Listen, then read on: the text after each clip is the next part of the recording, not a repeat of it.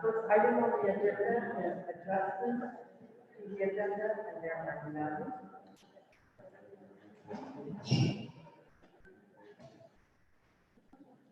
And next is period of public participation.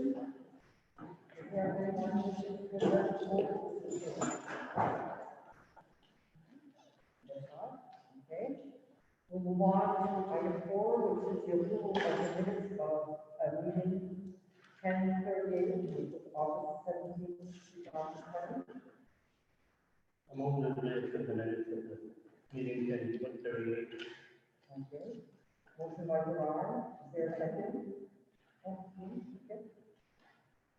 Any discussion or additions or to the minutes? Okay, if not, we'll take a vote in favor of the approval of the minutes. All in favor? Okay, all in favor. Okay, next on the agenda is superintendent will provide us some information on different items, and the first is school reintegration update. Before I do that, just wanted to introduce our 2 new student reps for this year. Actually, I'm not going to introduce girls. Can you introduce yourself? Please, so everyone knows who you are. Tell them who your parents are, because they're going to make the connection.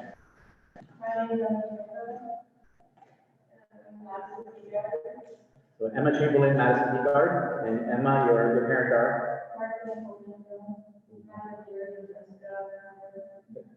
Welcome, girls. And I've informed the girls that their role here is to give a student's perspective. So anytime we as board members want that student perspective, we definitely call on them and ask them what they think and put them on the spot as much as we can. Welcome, girls. Yeah, welcome. So regarding school integration updates, not a whole lot of new information to share with you. I did want to, I will call on the girls in a bit to just give their perspective on the first few days of school. I'll also ask Mr. Fantasia to give us a brief update on the first few days of school as well. But before I do that, just know that we are still finalizing things, and everything is a moving part. So even as late as today, we're still gathering more information on student learners versus in-classroom learners. School has started, so some that thought they were going to go remote are now saying, hey, I really want to be in school. So we have to adjust with those things and move accordingly. Finalizing some things with the elementary numbers as well. So that's all things that are fluid and moving. And as much as we can, when we have big pieces, I'll shoot that out via email to you, and then of course we'll discuss at board meetings. But for right now, Mr. Fantasia, do you just want to give us a snapshot of the first 2 days of school? I could probably get a kind of flow on it and how we're feeling right now. We were really fortunate to have those first 2 days last week, and both of you came to that second day, correct? We had 7, 8, and 9 coming on Thursday, and I met with all 3 of those grade levels, kind of one of the protocols, why this net, the national hygiene video, kind of the video, so that affects everything else. And we just explained this is what we're doing. We have to walk through some of the kids, kind of figure out the traffic flow, and you will know this way, that the safety for kind of on Friday. Today was our first day. I wasn't what happened when we had all 90+ kids in the building for the launch of the recess, changeover, which was going to be our biggest traffic flow here. But it seemed to go okay today. I think the launch side of things is getting used to because they have to go station by station to get their food. And we're using the scanner with the barcode versus putting your numbers in the pin pad. We've had some real technical issues there as well too. And we also had some issues with Zoom, people not getting the links, so the links not being set up properly.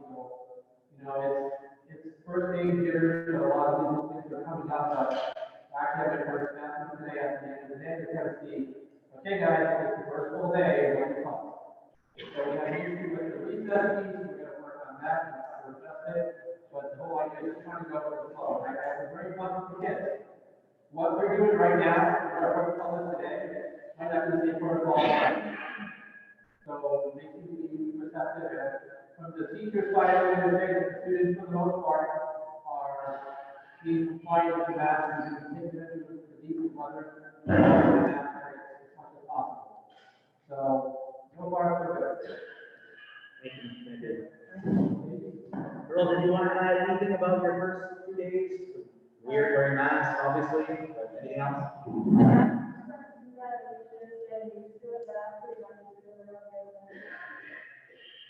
Everything like we did at school is always going pretty good too. And then when we first got there, they had a fever, so it's not like anything was hard to understand. I think the students keep that running really well. Good. We're truly blessed, you guys, to have such small schools during this time where a lot of schools throughout the state can't fully reopen because they can't figure out that social distancing. They just can't.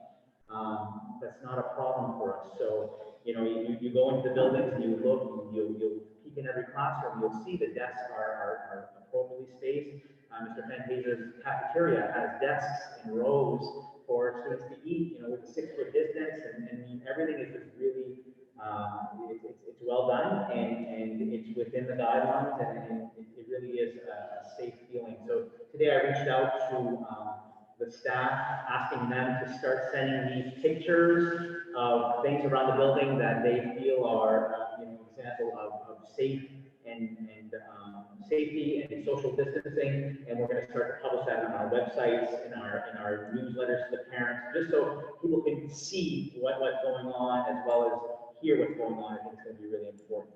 But we're fortunate to have the schools the size that we do. So thank you, Mr. Van Gaten, and thank you, girls, for giving us that report. We did send out a memo last week to the staff regarding a staff algorithm that has been developed by our school nurses and our under the advisement of our health advisor at Northern Maine Medical Center.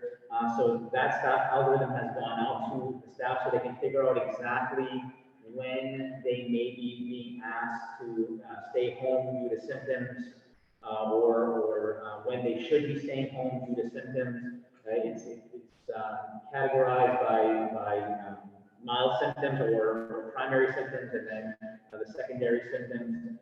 So that's been shared with staff, and we're getting some good questions. You know, now that's starting to be put together about spouses that travel or family members that travel. So as those questions come in, we're able to answer them. But I think staff are getting a better picture of what it is they should be looking for before they leave for work in the morning.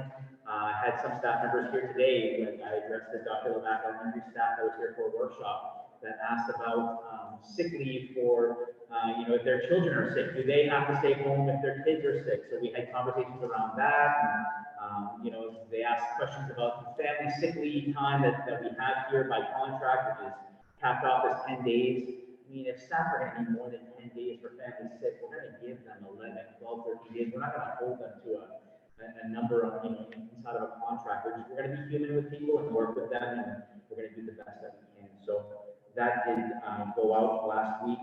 We had some guidance on fire drills that went out to our administrators, and this was a determination based on conversations that the commissioner had with the state fire marshal. How are we supposed to do fire drills when you don't want all the kids grouping together, which traditionally a fire drill is, when you group them all together. And so the guidance we have is during the first 2 weeks of school, the first 2 drills that we do need to be tabletop exercises, which essentially is talking with students about the fire drills, reminding them where the exits are that they need to take. So this classroom goes out this door, goes down this hallway, exits this door, showing them pictures when appropriate, showing them the evacuation charts, video if we have it. So a discussion more about evacuation, and then beyond that, we're supposed to have 4 fire drills or 4 drills in the year, and we can do that by classroom, or we can do it by wing, or by cohort. So we don't have to have full school evacuations. Mr. Van Gaten. So what we ended up doing, because we had the half of the students into the day, we did teachers review the fire drill, we we did fire alarm, and all the other bids are all based on the Perfect. So we can probably use the table top row, as well, kind of talk about what kind of evacuation. You know, one of the things that I don't have to do a full application on, get about concerned about the social emotional life, or anything back to school with nerves. We don't want to talk about, you know, throwing stuff at the computers. As well, we want to go over the protocol for how to do that, and we'll, we do every time we have a class, so that we can do it. We will, we're going to, at the end of September, most likely, we want to let the students settle in first. We'll try our best evacuation, and again, it will be in small groups, by last not the whole school. Perfect. That's all I have for updates on school reintegration. Okay, we'll go on to the, Corolla Fund application. Yeah, so our CRF applications were due today, and we wanted to make sure that they were in before today. So Lucy, I think, lived in CRF fund land all last week, and really worked hard in creating a document that would guide the application, you know, categorizing all of the things that we had targeted specific to, you know, PPE and cleaning supplies, and then those other wish list items that we knew that we wanted to take care of. During a discussion, we started to think about some of the needs we have in the district and how the CRF funds can be used to address some of those needs. We all know that in these schools, we have the voice over IP need that we've identified, and we also have intercom systems that are outdated. And we know that we can tie in a voice over IP system with a new intercom system. So I had reached out to Stan Sawyer at the DOE and asked him if this would be an appropriate use of CRF funds, because communication with staff and students during the pandemic is essential. And he said, absolutely. So we actually budgeted a voice over IP system for the district in your buildings, and intercom systems for the schools, so that we have that that's going to be funded under CRF. Additionally, we are going to get a safety vestibule for this school. There will be a second set of doors as a safety vestibule where the symptom screening will happen before people enter the second half of the building. It's not only good for the coronavirus pandemic, but it's good for school safety, so that you don't have that any intruders having access to the school. So we're putting one here in this building, we're putting one in Wisdom, and we're also creating one in Kevin's building at the Tech Center. So safety measures are being taken care of, technology things are getting taken care of, and that's all being rolled under CRF. In addition to that, you guys have approved the school nurse, which is getting funded under CRF, and your temporary support personnel, so your floating subs, are also getting funded under that. And we've met our PPE goals of what we determined we needed for this start of the year. All indications point to a second round of CRF funds going out soon. So that's why they wanted the districts to really work hard to get those applications in by today. They're going to see how much of the allocated budgets school districts have identified. By the way, yours is 100% identified, so we didn't leave a dollar to spare. And then the DOE is supposed to roll out a second wave of CRF funds for us to target for more purchases. So we're thinking about additional needs for the district, and as we go, we'll discuss those with you. But in your notes, I gave you kind of an idea of some of the other things that we purchased.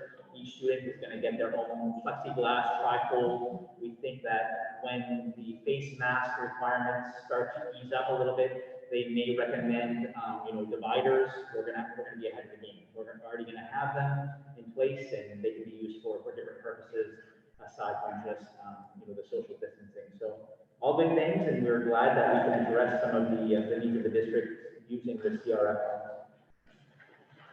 Any questions about that?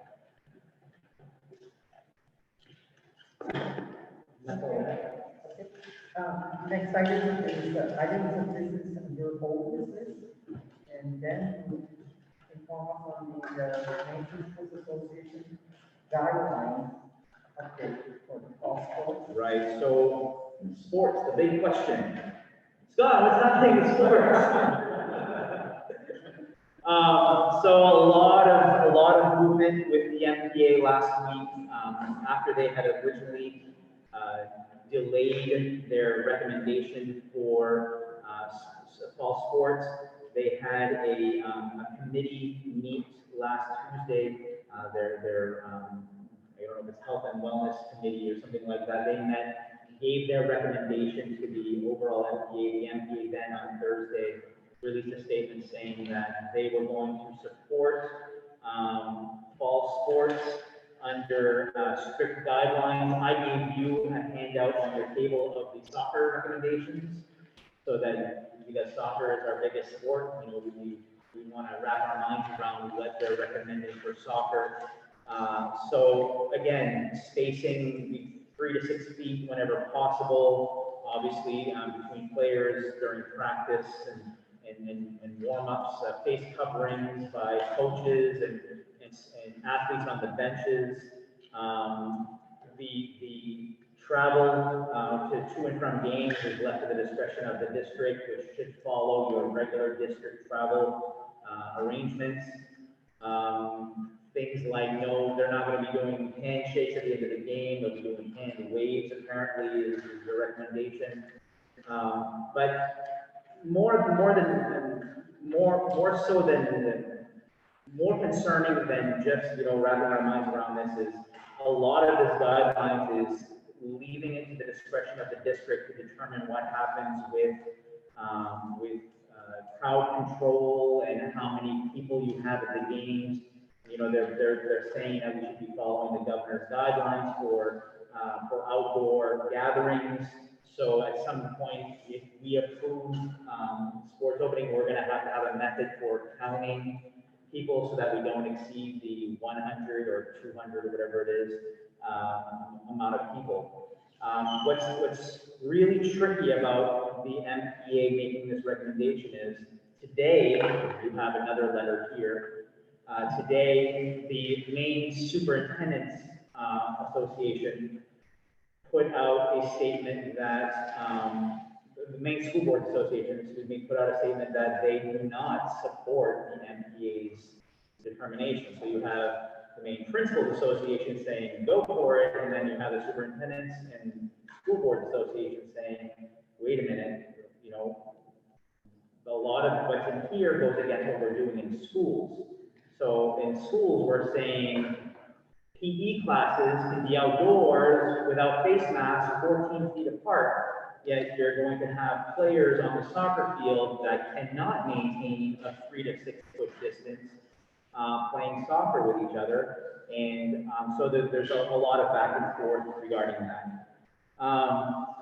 Ultimately, I think the MPA was crafty in their final determination in that it lies with the local school boards. So we have to make a decision based on guidance from one entity and counter guidance from another entity. And then what's even stickier than that is, even though this board says, let's move forward with sports, we're not guaranteed any games unless every other school starts to say the same thing, because we need to play opponents.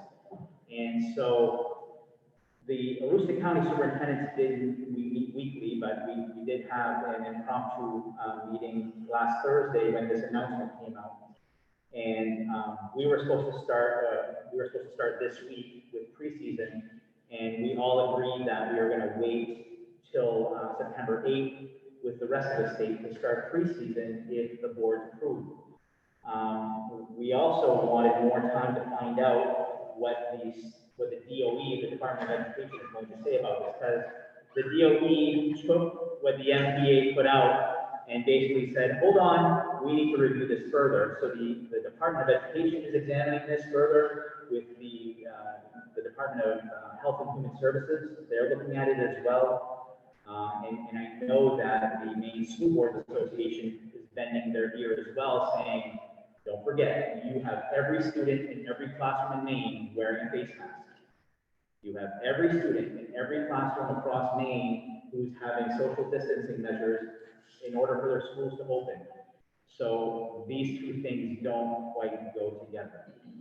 So I know I don't bring you guys with anything easy to decide, and I don't know how to guide you on this.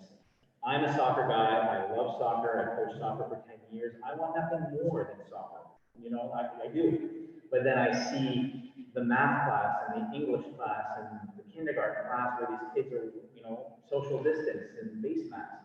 And I know where we live, and I know that if we play only Aroostook County schools, we're probably gonna be okay. But I don't know if we send our team to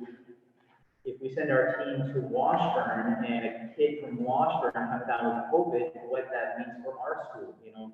So there's so many things here that are unanswered, that I don't know how to guide you on a decision. I know if I'd ask the girls here, they'd say, please let us play soccer, and I want us to play soccer.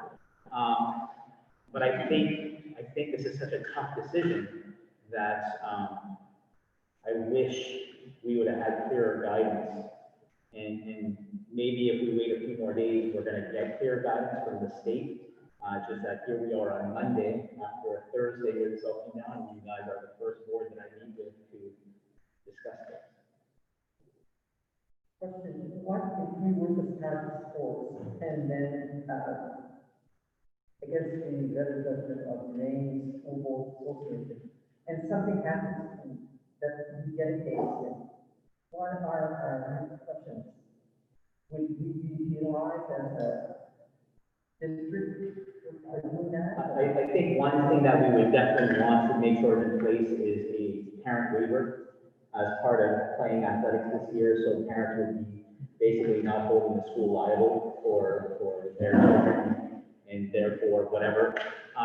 But I don't know if the department is going to, I don't know if the Department of Education is going to say, hold on, we're giving you CRF funds for your schools to be safe, but now you're gonna have soccer, which is, or football, or whatever, that's not quite safe. I don't know if they're gonna make any determinations like that.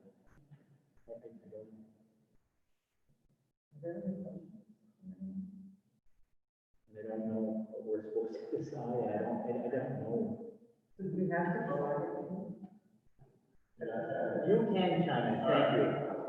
Well, just to kind of stay where we're at, as for middle high school, is that this soccer has been great for kids. I've noticed as I walk around the field, they're doing best to follow the guidelines that have been put in place. I think they're doing so well. And coaches are following players are really good for our kids. Obviously, I'm looking at past athletics too, for the mental state of our kids, just to go out and play. It's been needed for quite some time, but it will not look like a classroom, no matter how much we try to make it look like a classroom, just not around on the soccer field. As Ben, Mr. Silva said, we're waiting for the DOE approval. MTA has stated that it's moderate risk of play, which if you don't know what moderate risk is, well, obviously it's can't really play soccer totally wet.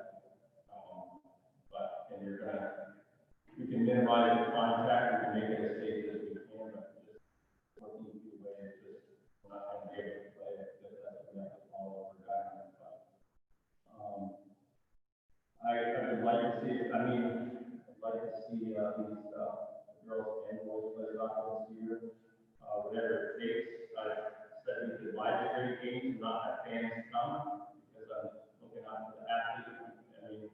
Fans can live stream games, so that minimizes crowd control.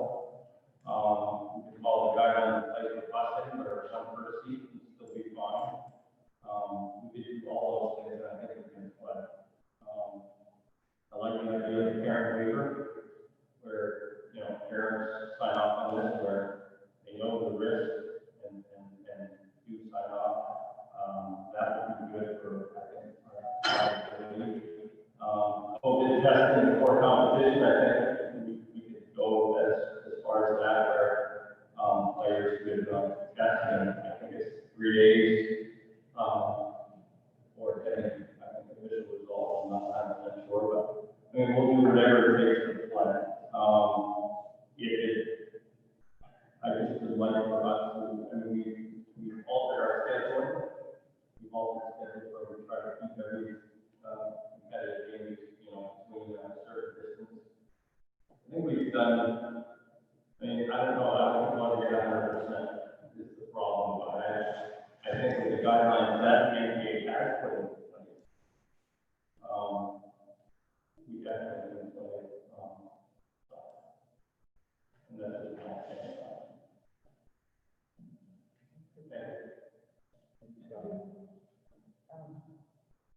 So are we going to do decision tonight is what will happen as far as fall sports? When are our next meetings to be made? When do you want to meet? Our next scheduled meeting is October 5, which is going to be too late to weigh in on it, so, My next question is, so what are the active cases right now on the valley, what university county, University. three universities, any that. So a part of me feels like if we could somehow make a temporary or a tentative schedule and see if we could convene, but if anything rises in a certain community, then, oh, we're not gonna play them, move on to this. Is that possible? Like, Yeah, and anything's possible, and I know Scott's probably on his 10th version of the schedule. yeah, But, absolutely, I mean, if you were to say, and I think that the newest guidance was 10-game season, right? Correct. Yeah. So if our 10 games are only in Aroostook County, which is typically what they are anyway, and you're supposed to go to play Greater Holton Christian Academy on Tuesday, and there's an outbreak in Holton, we don't want to send our team there. I think that would be a determination by Mr. Fantasia and Mr. Pelletier to just not do that at that time. Absolutely. but I think of our applications in the valley and the county, and then, of course, how the MPA and the Department of Education, they may be looking statewide, they may not know southern. So our county is so different than your county, and I know it can take second, and it is, let's not knock it, but, at this point, it would be really sad to just shut everything down for the little active cases that we have. And Mr. Pelletier did talk about a little bit the benefits of athletics, and it depends on which group you're talking to, but some will advocate that the benefits of athletics, outweigh the concerns or the dangers of COVID. So, those are all things that are part of the equation where, it's tough to wrap our minds around. I'm just being very honest that with athletic approval comes a whole set of challenges, with people who are hyper-focused on the safety aspect of schools reopening. And those are the people that have been watching everything we've been doing and going through things with a fine-tooth comb, and they're gonna see this as a yabba or oh my goodness, as an opening. But I agree with you. I mean, my daughter's gonna play soccer if the school board in 27 approves it. My daughter will play because I'll sign as a parent saying that she can do that. So I got a question. I respect what you're saying, Scott, but the waiver that we're gonna have for children's song, we can't forget that we're not putting only those kids in danger, we're putting the whole school faculty as well as the students in danger, and then they're gonna bring that into the home. So there's a potential for a major outbreak with this, because you're taking it from one community, bringing it to another, and then you're looking at community spread, you're looking at choice, and it's gonna, I don't wanna be responsible for making a decision as a district to start a community spread, to play sports. And I understand that the students need to get out and do this, I mean, they need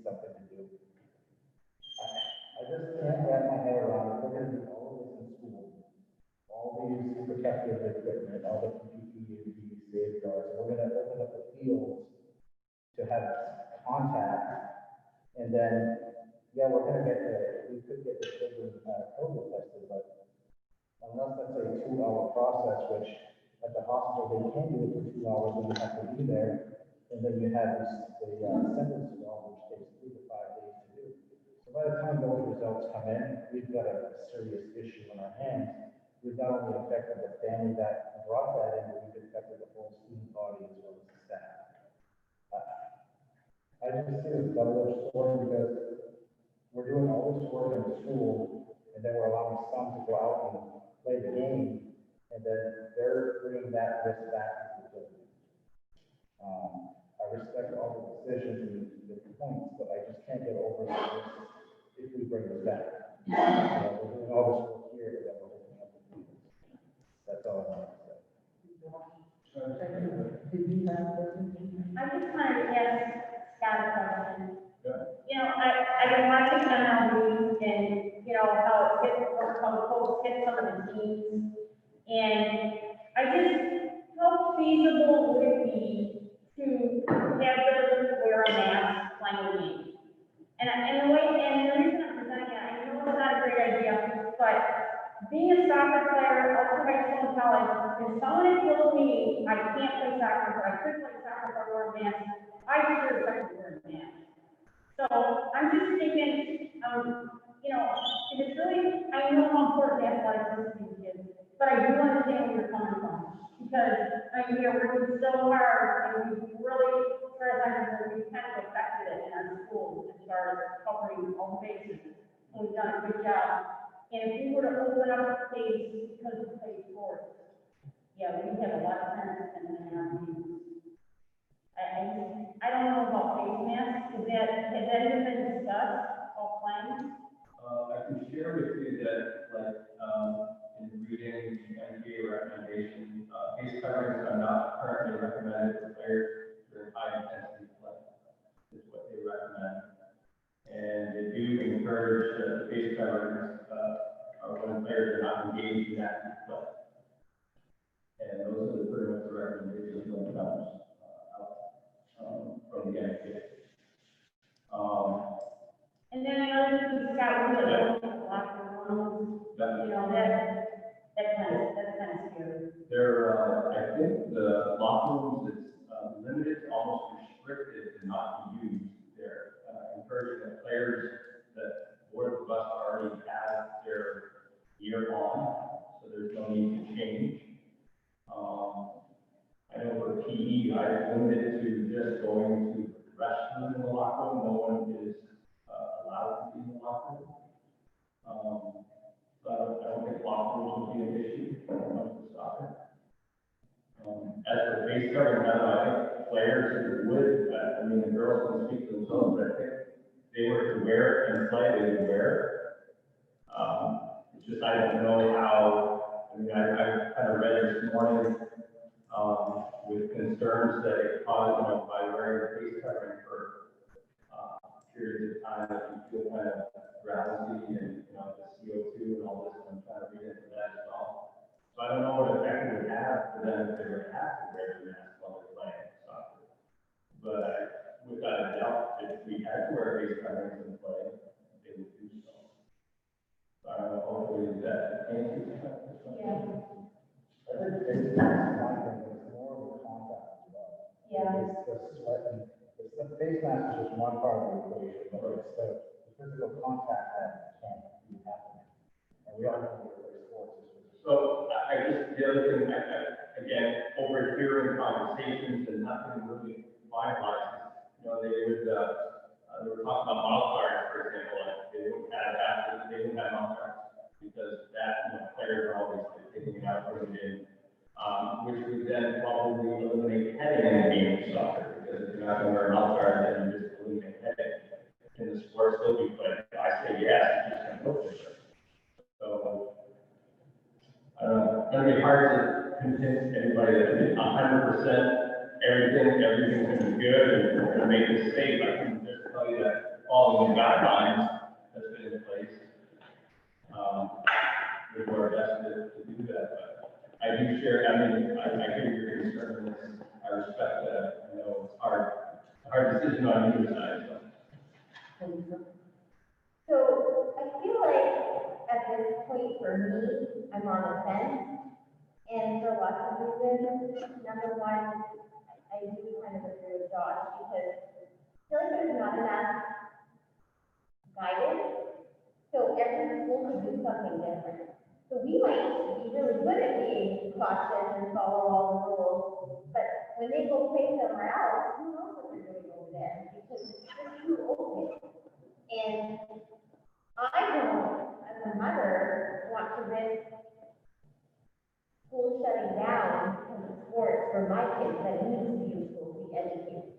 And that's a big thing for, you know, how I look at it. I don't want community spread or something to happen where it would hurt the kids who really need to be in school and be taught by teachers because there was an outbreak because of a sport event.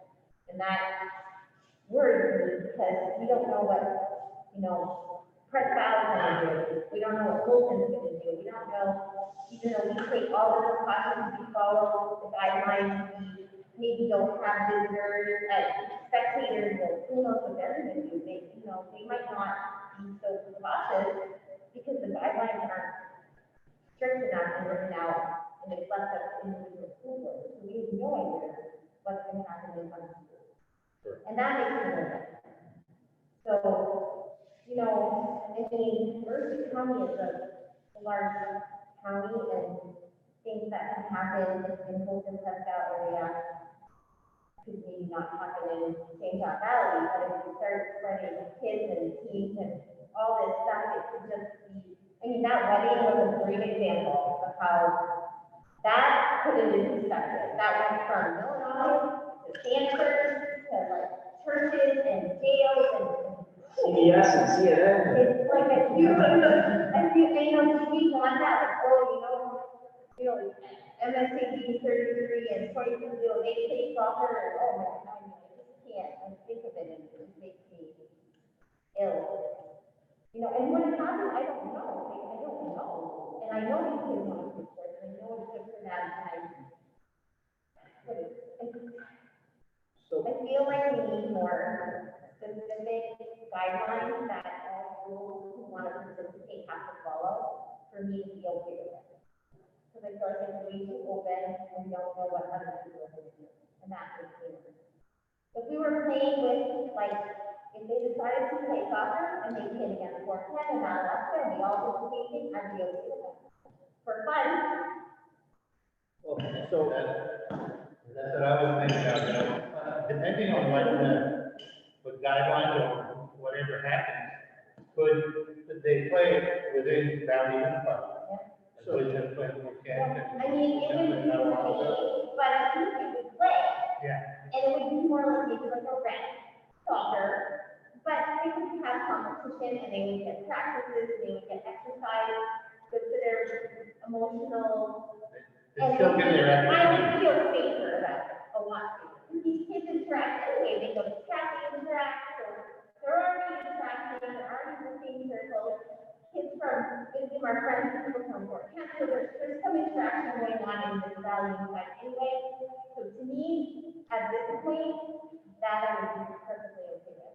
so one thing that I did pitch to my superintendent colleagues at Roussel County is, if we don't get clear guidance from the MPA, the DOE, is can we move forward county-wide with some sports that offer social distancing? Can we move forward with golf or tennis or cross-country running or team cornhole or whatever can be accomplished social distancing across the county?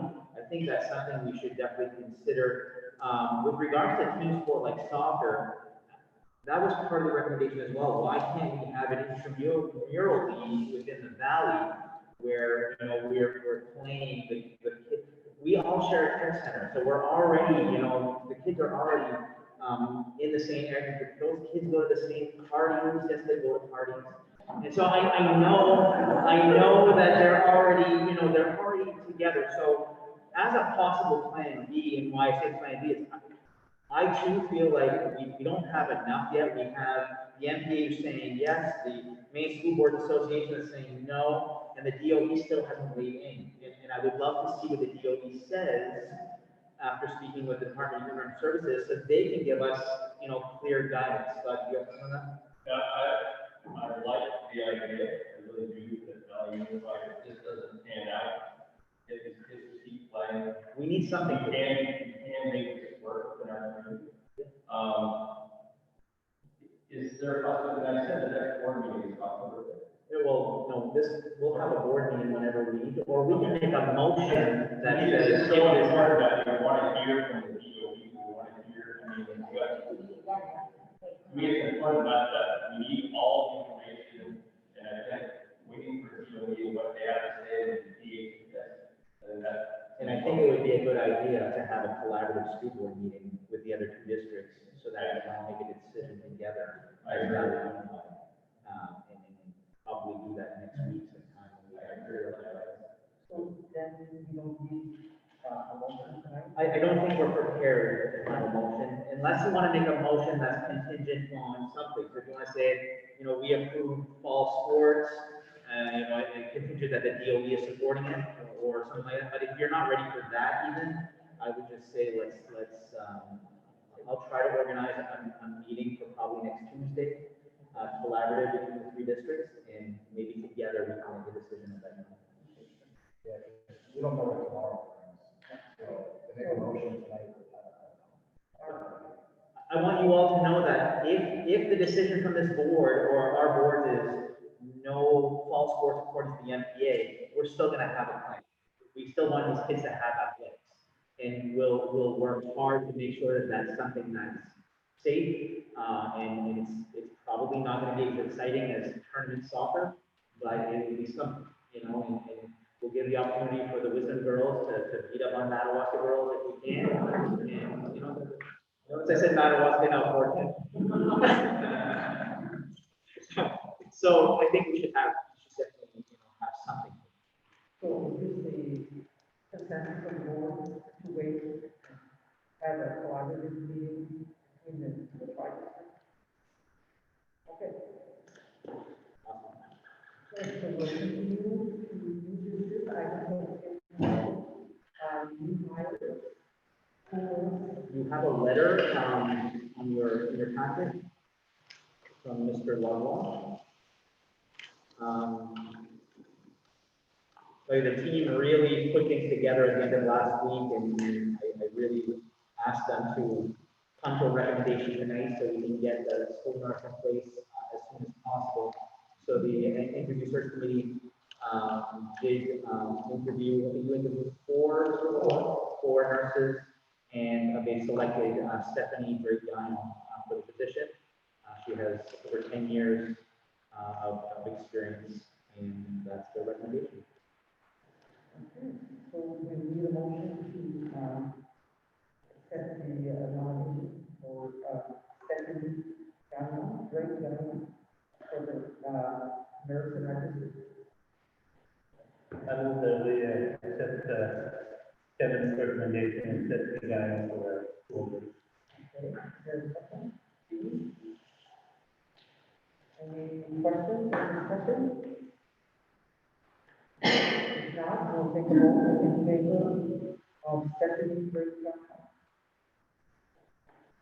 All in favor?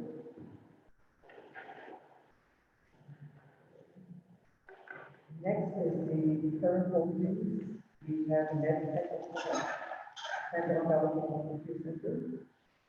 Anything on that, then? Kevin, any takers on your own? Not yet. I do have one.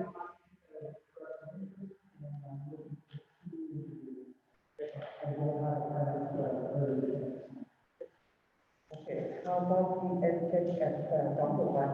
So Dr. Lab, we actually had an in-house transfer. I forget her name. Christina actually moved into the position we originally had advertised, so now the opening is for a special education in this building, and nothing at this time as well. And then we also are going to be looking to add an ed tech in Ralph's building, due to some increased needs, from special ed population. So, we will be, advertising that as well, starting tomorrow. So if you know any ed techs, tell them we have a great district with 3 options. Okay, next is the appointment of advisors, and we received the list of the packet. So we will need a motion to, appoint the advisors as listed.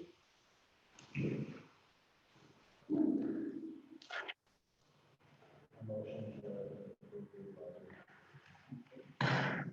Is there a second? Yes. Any questions? Any idea what national honor society is Is there any idea what the national honor society is like? You know,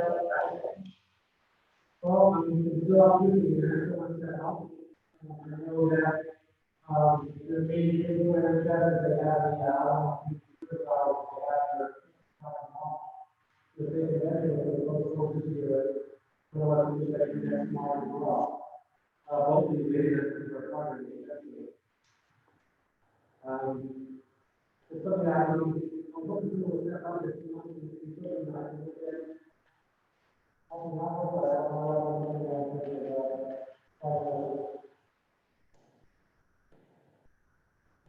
More discussion? If not, we'll take a vote in favor of, approving the list of advisors. In favor? Okay. Okay, next, I guess then we'll give us a rundown on the student enrollment. Yeah, so this is specific to a remote learning instructor services. Cheryl had been working on elementary numbers for remote learners, and it became obvious that the spread on grade levels was going to make it extremely challenging to find a teacher to identify for in-house to manage the remote learners. If you only have 1 or 2 students from every grade level going remote, it doesn't free up enough room from the in-classroom teachers' workload to combine classes. So spoke with Lee Pelletier in Madawaska and Robbie Nettle in Fort Kenton. They were all having similar challenges. So the 3 principals, myself, Sharon Chassie, we met and we started looking at things from a Valley Unified perspective to see if we can, could solve some of the issues. And at the end of that meeting, we came up with some determinations. We felt that we could easily make a determination for pre-K. Pre-K students have never had formal schooling. They yet to come into our buildings for any kind of school. So we felt that to try to connect them with a remote teacher just didn't make sense. How do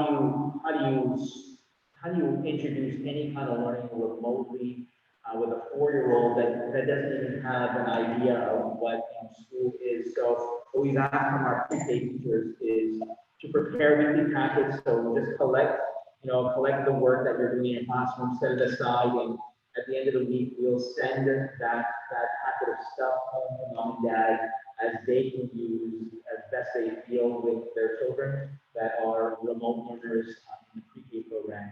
We looked at the survey data from this spring, and that's what parents want most. They just want stuff, not a computer, they want stuff to do with their kids, to keep their kids, busy. So we felt with pre-K we had a good plan to address the needs of those. For this building in particular, we're looking at five pre-K students that are going to be remotely doing that. Then we look at the other end, the 6th grade students, and we felt that since our 7th and 8th grade students were following their school class, their schedule, we felt that 6th grade is really part of the middle school cohort, and they could handle the same. So we determined that 6th grade learners are going to tune into their classes just like the students in 7th through 12 So math is from 9 to 10, you're tuning in from 9 to 10, getting instruction, and then you're off on your own doing independent work. For sixth graders in this building, I believe we have four sixth graders in this building that are going remote. So that leaves kindergarten through grade 5, where we know that the lower elementary kindergarten grade 2 is a different, it's a different thing than grades 3 to 5. So we started looking at those numbers. For you here at Dr. Levac Elementary, there are 5 learners that fit in kindergarten grade 2, and there are 4 that fit in grades 3 to 5. And when we started looking at the other 2 elementary schools, we quickly figured out that we could make 2 classrooms, remote classrooms, one that's a K2 classroom and one that's a 3 to 5 classroom, that would be manageable. So all we needed then was to figure out, okay, how do we manage this so that we're not asking our classroom teachers here to manage both in and out at the same time. So there is an instructor at Fort Kent Elementary School. Her name is Kayanne Neto. Kayanne is a reading specialist. She traditionally works with Title I students, and has an extensive experience working with the Department of Education, and has been contracted from the department to work with schools that are struggling schools throughout the state. Kayanne has graciously offered her services this year as a remote teacher, and Fort Kent Elementary is going to make some adjustments to make that happen, giving some additional ed tech responsibilities for Title I learners to have her do that. So what we discussed was Kayanne could become the K-2 teacher for Valley Unified Elementary Schools, in helping to do take care of that population of students. For 3 to 5, we just didn't have anyone who could be freed up. So we put an in-house posting last week for any teachers wanting to be this remote teacher. Nobody applied for it in-house. We put it out to the public, and we have one teacher, Julie San Clemente. Julie helps the robotics program here at Dr. Levac Elementary. Julie has homeschooled all of her children and knows she's been a certified teacher for the past 20 years. Julie's a perfect fit for grades 3 to 5. So today I approved SAD27 has approved her hiring, because Valley Unified the fiscal agent is SAD27. To be a Valley Unified teacher, she would have to be hired under SAD27, which works out fine. Kayanne and her can work together out of Fort Kent Elementary School and supporting one another. Julie would be the 3 to 5 remote teacher. And what I'm proposing to you today is for SAD33 is to contract those services based on a cost share of how many students you have in the cohort, and you would pay that percentage based on how many students total. So again, for K2, that would be 5 out of what we think is going to be 22 students. So you'd be paying 5/22 of the overall salary and benefits for Kayanne, and then for Julie, you'd be paying 4/24 is what it comes out to there of that service. And every quarter, we would revisit the numbers and see if the cost share would adjust every quarter, and that's how things would be built. It's cheaper than hiring a teacher for your own. You're paying less than 50% of a teacher in this arrangement. And I think you're getting 2 fantastic teachers that are going to work with the in-classroom teachers as co-teachers. They're going to be able to draw from 3 districts' experiences. And I just think it's a wonderful opportunity to be able to support these remote learners and not have our in-classroom teachers worried about inside and outside remote learners. I think it's a good fit. So that's the proposal I have for you. Okay, so we would need a motion to approve the plan for remote learning instructor. By the way, Julie's hiring would be a 1-year position. She already knows that it's a 1-year only, unless next year you're still doing this, still have remote learners. Can go back to the regular classroom only in the position she is. So what you're approving tonight is just a 1-year agreement to try this out. Okay, so we want your motion. Ron, there a second? Okay. Are there any questions for that? If not, we will vote in favor of the approval of the plan for the road running structure. In favor? All in favor? So I guess this is it for this evening. So I would mark your calendars tentatively for next Tuesday, say 6 o'clock. And, it would probably be somewhere in the district here. We look at the space, actually it'd probably be right here, in this room, so that we can space out the three district board, members appropriately. Sheriff, that's okay with you? So I'll get a final, idea from the other boards, and we'll send something out to you shortly, confirm. Okay, I'll need a motion to adjourn. I have a question. I know it's kind of backtracking in the last 2 weeks and a hard time, hearing technology of regular. I just had a question about the expense report, or the public expense report from you. And a pretty simple question. I was just curious because there was a fund balance for the tech center. And in the past, we've always zeroed out the fund balance at the end of the year. Either, like, if there was money left over, we could transfer that to the or, or whatever. And I just wondered why it wasn't zeroed out, why there was so money in the fund balance.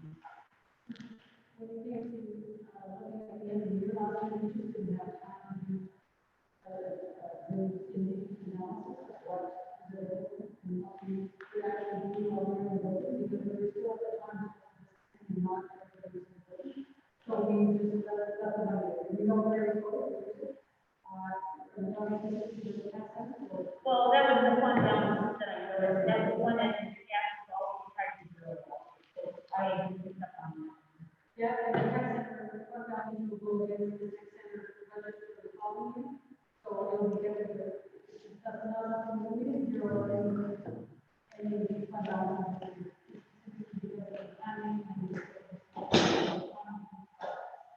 So if there's any repairs that are in that tech center, we can use that money though.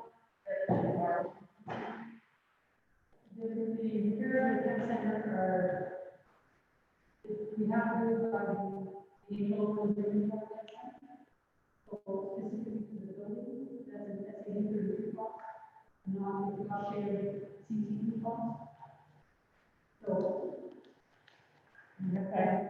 But the money's already in, the money's already designated for the tech center.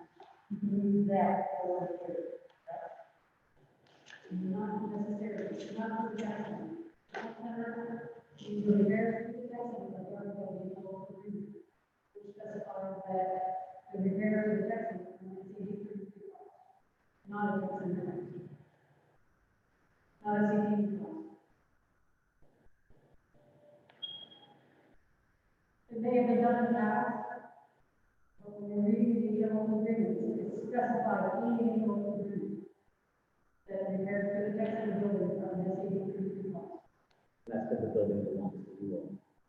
Programming also are shared costs. Like I know Kevin at the end of this year got some display boards, interactive boards for his programs. He was able to use those funds by that as programming costs. That's all fair game. But Lucy's addressing the specific repair costs, which the SJ-BTC agreement does specify that that's a 33 responsibility because it's your building. I think we discussed that at the tech center board level as well. Is this because we're, SAP 33 is actually owned?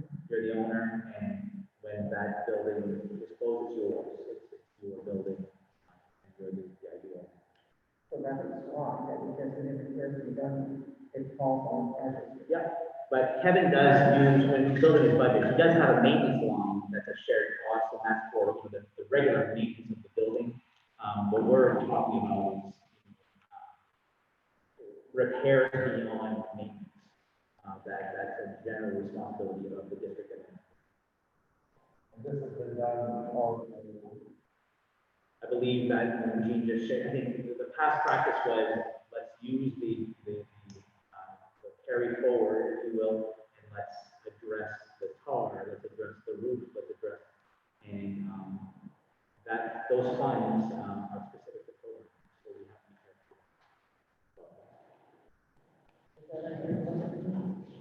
Yeah. In a sense, since the other schools not, paying money, like, we're not receiving any money, like, say, from the West End,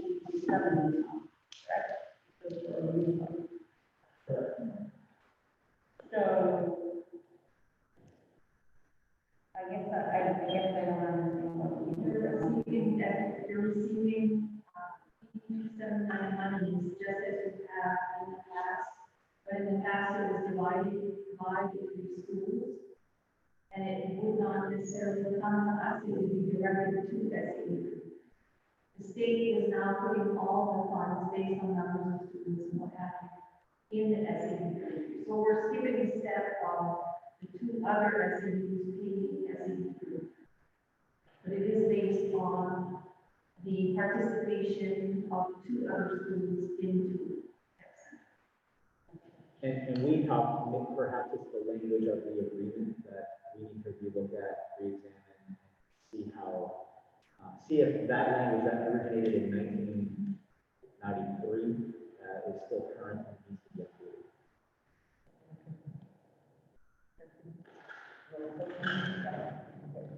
So now, we will need a motion.